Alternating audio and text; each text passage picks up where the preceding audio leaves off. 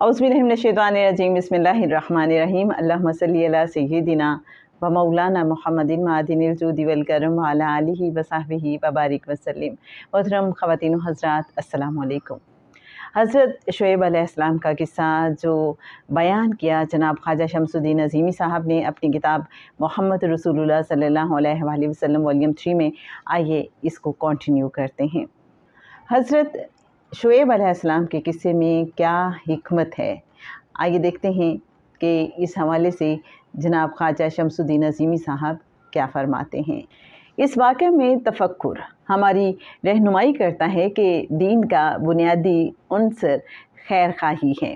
अगर हम किसी के लिए अच्छाई नहीं कर सकते तो उसके लिए बुराई भी ना करें। अल्लाह हमारा सबसे बड़ा बुज़ुर्ग, सबसे बड़ा दोस्त और सबसे बड़ा हमदर्द है। अल्लाह ने हमारी ज़िंदगी संवारने के लिए पहले कवानीन बनाए और फिर इन कवानीन को अपने पैगंबरों के ज़रिए हम तक पहुँचाया। ये सारे कानून ऐसे हैं कि इसमें अल्लाह की कोई ज़रूरत शामिल नहीं, कोई हाजत, कोई मनफियत नहीं है। सारे कवानीन हमारी भलाई के लिए हैं। 1,24,000 पैगंबरों ने नौए इंसान को बुराई और भलाई के तसव्वुर से आगाह किया।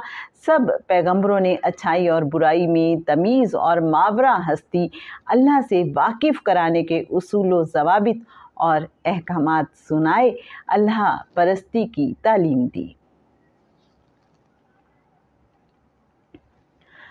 नेक्स्ट टॉपिक है दौलत के पुजारी। जो कौम अल्लाह की नाफरमानी करती है और अल्लाह की प्रस्तिश की बजाय दौलत की प्रस्तिश में मुब्तला हो जाती है, अल्लाह ऐसी कौम को ज़लील व ख़ार कर देता है। ये कोई कहानी नहीं है बल्कि रुए ज़मीन पर इसकी शहादतें मौजूद हैं। बड़ी बड़ी सल्तनतों के बादशाह महल्लात के मकीन और उनके आलिशान महल्लात आज खंडरात की शक्ल में ज़मीन पर जगह जगह मौजूद हैं। शहनशाह ईरान, जिसके ख़ानदान ने 2500 बरस हुकूमत की है, बेयारो मददगार मर गया और उसे अपने मुल्क में कब्र के लिए 2 गज़ ज़मीन भी नसीब ना हुई। क्या ये लोग ज़मीन में घूम फिर कर नहीं देखते कि पहली अक़वाम का क्या अंजाम हुआ? वो लोग क़ुव्वत और तहज़ीब व तमद्दन में इनसे बरतर थे, लेकिन अल्लाह ने उन्हें उनके गुनाहों की सज़ा में पकड़ लिया और उन्हें कोई नहीं बचा सका। रेफरेंस सूरह अल-मोमिन आयत नंबर 21। जब तक अल्लाह के बताए हुए निज़ाम में खलल वाक़ ना हो, अल्लाह का कानून लग़ज़शों को नज़रअंदाज करता रहता है। लेकिन जब अफराद के गलत तर्ज़ अमल से अल्लाह के तख्लीकी सिस्टम में इज़्तिराब पैदा हो जाता है तो कहराना निज़ाम मुतहर्रिक हो जाता है और कौम दर्दनाक अज़ाब में गिरफ़्तार हो जाती है। अल्लाह का कानून ऐसे अफराद से इक़्तिदार छीन लेता है और कौम ग़ुलाम बन जाती है, इसलिए कि कौम ने ख़ुद दौलत का ग़ुलाम बनकर अपने लिए आर्ज़ी और मिट जाने वाली चीज़ की ग़ुलामी पसंद कर ली थी। मालो दौलत इंसान की बड़ी कमज़ोरी है। कुरान पाक में अल्लाह फरमाता है, बेशक इंसान मालो दौलत की मोहब्बत में बड़ा शदीद है। रेफरेंस सूरह अल-आदियात आयत नंबर 8।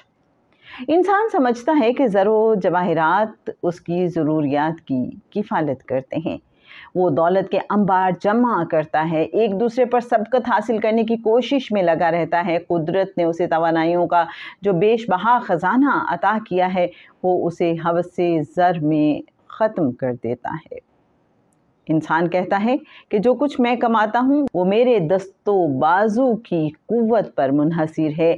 यही वो तर्ज़ फ़िक्र है जो आदमी के अंदर सरकशी और बगावत की तुख़म रेज़ी करती है। जब ये सरकशी तनावर दरख्त बन जाती है तो अल्लाह से उसका रिश्ता टूट जाता है और आदमी ज़ुर्रियते क़ारून का फ़र्द बन जाता है।